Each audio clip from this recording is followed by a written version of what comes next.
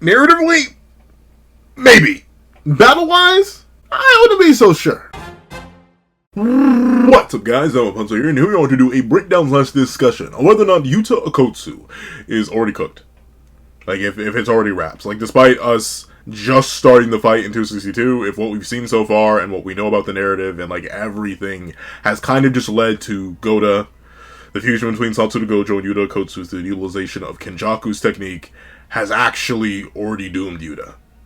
Even more doomed than when he was literally cut in half. And it's a topic, so let's not waste any more time and let's hop right into it. Anyway, are you ready? 3, 2, 1, go. What's up, guys? That guy with a... What is this? Pencil here. Fun fact, I do happen to have it on me and keep it on me at all times. And another fun fact, you know, I'm an agenda pusher. Fun fact about me. I do like to push agendas. I'm what you may call a Maki meat muncher, a Toji toe taster, a Yuji yucker, a Yuta... What is it? Okkotsu observer? I feel like that sounds... I'm not really like... I guess technically I'm not necessarily the most Yuta investor. Like, am I? Am I a Yuta investor? I like Yuta, but do I invest in him? I feel like he already has enough investments, and I feel like his stock is too high. Like, I feel like shorting his stock right now is actually gonna go crazy. But like that aside, I'm a meat muncher. All right, I push agendas. So don't get me wrong. I understand when a prime opportunity to push agendas appears. I'm gonna push it to the moon. This isn't even just in JJK, but like everywhere, especially a battle manga. Even outside of battle manga, I'll be pushing agendas. But honestly, ever since the punch of 261, I have yet to see an agenda feeder, agenda fuel, agenda wildfire than this panel right here. This one panel has done more damage to Gojo Satoru and Yuta Okkotsu's reputations as characters in the verse, not necessarily power-wise. I don't think anyone's under the illusion that suddenly this makes Gojo not top 2 and Goda, or not even Goda, but Yuta not top 5. I think Yuta in top 5 isn't crazy. Like, that's not a crazy thing to say. Like, I think most people are like putting him in top 3. I'm leaning and dancing around with it. I'll talk about who I think is the number 3 in the verse now that the door has been back open. For a long time, for a solid time, when it was Yuta Blitz City, like, Yuta seemingly enough was just undeniably number 3. But now we can open the door again. But with it being the case, this is agenda fuel. Agenda fuel in its primest form. Like, this is agenda fuel ripped straight out of the ground, straight from the source, and pumped right into the agenda machine, and it is going crazy. Obviously, the main agenda this helps is the big Kuna agenda. Like if you were a big Kuna repper, one, how is the payoff coming from the Gojo battle investments? I know y'all are down a bit, but the stock was so devalued, and then y'all bought when it was real low in extreme amounts. So I know now that the stock has gone through the roof. Your portfolios are looking fantastic, but this has only sort of reinforced the Sukuna fans' portfolio and sent it to the moon. Having Sukuna use blue against Goda to immediately combo into domain amplification using his 2 nub arms, but not even 2 nub arms, one of his nub arms to knock away one of Goda's hands to immediately 2-piece him. Yeah. It's not looking good. I'll admit, it's not looking good at all. But I think people are leaping to conclusions a little fast. Because here's the thing. Thanks to this piece of raw, pure, prime agenda fuel, I've seen people slander Yuta Okkotsu. And don't get me wrong, I'm something of a Yuta slanderer myself, you know. Like, I have obviously been a Yuta contrarian. I love the guy. I think he's great. I think he's powerful. He smells like a split soul katana victim to me. You know what I'm saying? Low key, he's not. I'm not gonna say he's a Ryu victim. We literally saw him beat Ryu, and now he can beat Ryu even easier. But still, he low key. I wasn't really with him all that. Low key, he smells like an open domain victim. I still think he's a 15-finger Sukuna victim. So, like, I've definitely been against Yuta Okkotsu before. And for everyone wondering, hey, Pencilman, what do you think about Goda versus Maki? Yeah, of course, Goda wins. Y'all think slick? Y'all think funny? Y'all think you're funny?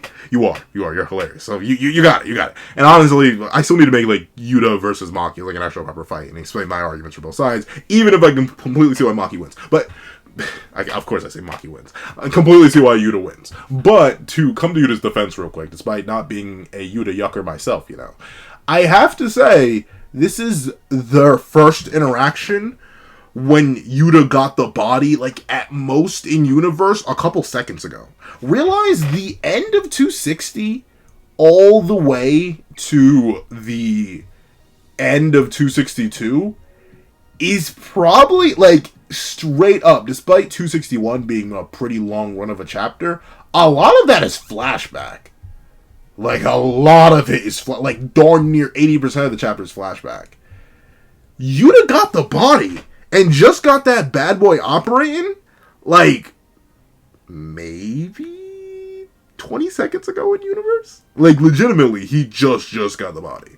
And remember, he does not have all that information. It was established a while ago that Kenny's technique is not a... What? It's not like an instant download. It's not like you load into a new account and you get a list of all the skills and how to use them in the body. Like, no, that's not how that works. You kind of just have to figure it out. And don't get me wrong, you just had practice in the body before thanks to the soul swap training that he did with Gojo. But in terms of knowing that Sukuna could even do this, that this was on the table, that this is something that could be actually done, he didn't know. Because he wasn't there. He wasn't able to see it. And it's not like Gojo told anybody, because why would he? He didn't have no time. By the time he could have told anybody, he was in half. So, it'd be like that, would it be like that? I just want to be like that. Another thing, ultimately, this is just a less experienced fighter than Sukuna, and a less experienced fighter than Gojo. Don't get me wrong, Yuta's a prodigy, and prodigy of prodigies. 261 goes out of its way to have Gojo himself even say, whoa, maybe you're actually more blessed than me, my boy. Like, Lee G. Willikers, fella, you're top of the line. You may be even better than I ever could be. But once again, Gojo is what, 29? Yuta's 16. Well, is he 17? I think he's 17. Because I think our main cast is 15. I think Maki's 16. I think Yuta's 17. I think he's, like, older. But still, that's, like, over a 10-year experience gap that he now has to contend with against someone who, despite missing both of their both of their left arms, they're still way more used to this form. They've been true form Sukuna for at least 10 minutes. I say at least 10 minutes because I'm really not sure how much time has passed. Like, notably, I think it can't have been more than 30. Like, in spite of how much movement and crazy battle and how long we've been here in, like, our real time, I think in universe, since Gojo fell, it's been no more than half an hour. And I may be highballing it. Remember how fast these characters move. Sure, they aren't like light speed. Unless, you can argue that. But, like, they aren't moving at light speed, but they're still way into massively faster than sound. So these battles that have been taking a minute for us have been real little time in universe. So Sukuna has had this form for a while in our time, and also this is his original form. So he knows how to fight with it. And also, as he mentions, he just has more information and tools ready to counter Goda.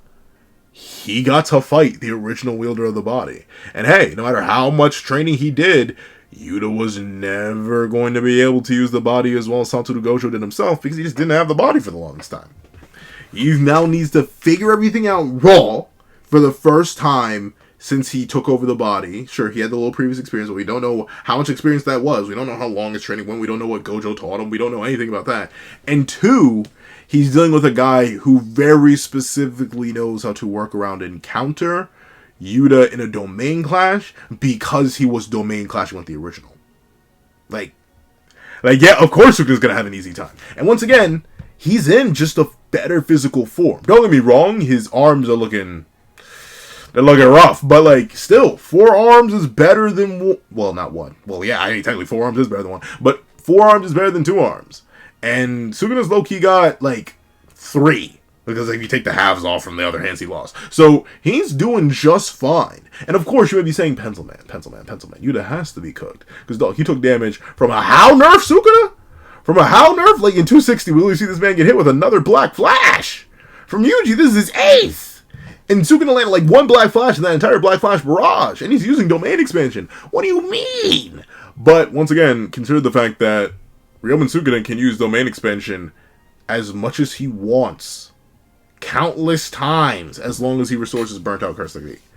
Yeah, Yuji's done numbers, and I hate to feed into the anti-Yuji agenda, but like, y'all, we know as much numbers as Yuji has done, it's really not that much. And we know that Sukuna adapts and adjusts and evolves to his respective opponent at the time. So yeah, honestly, I don't really think Yuta's already done. There's still a bunch of tactics he can exploit.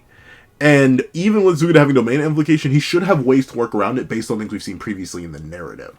But I'm going to go into that more in its own video and like how Goda could beat Sukuna. Though I'll admit, in spite of me talking how Goda technically hasn't lost due to all these different factors, or at least hasn't lost yet, I do still think narratively he's done. I've talked about this before. I just don't think he's the guy to execute Sukuna.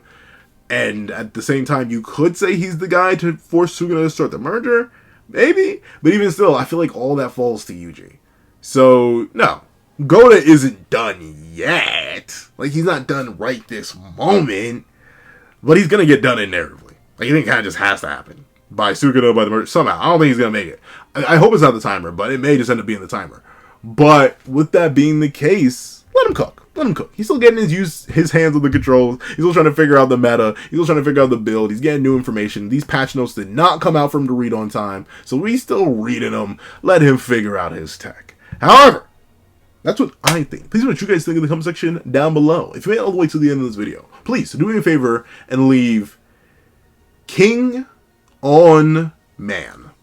King, as in, like, king of curses. On, as in, like, on top of something. Man, as in, like, just man. In the comment section down below. I'd like to thank you so much for watching. Please remember to leave a like, share, comment, and subscribe. And make sure to download the case so you don't miss out on any videos that come to the channel. Also, I do happen to have a Patreon down below where you can support me for as low as $1 a month. You can link to exclusive videos, early content, and more. You also now become a member of the channel for as low as $3 a month to get the same perks and more. So those perks will include the live reaction to the very next chapter of Jujutsu Kaisen, and free variations of all my videos, and if you become a $25 Patreon and $25 member, you can order whatever video you want. Also, I do have a link to my Ko-Fi in the description down below where you can drop 5 beans for a short video, 25 beans for a long video, or any beans at all. Any support is always greatly appreciated. Now, I'd like to thank you so much for watching once again, and I hope you guys have a wonderful day. This is That Guy with a Pencil, writing off.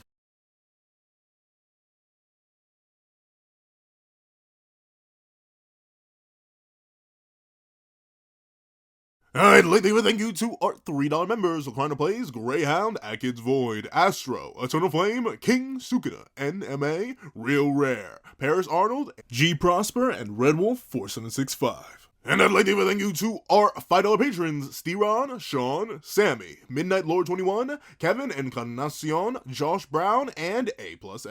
And I'd like to thank you to our $7 patrons: Autumn Mornings Lazo and Fine.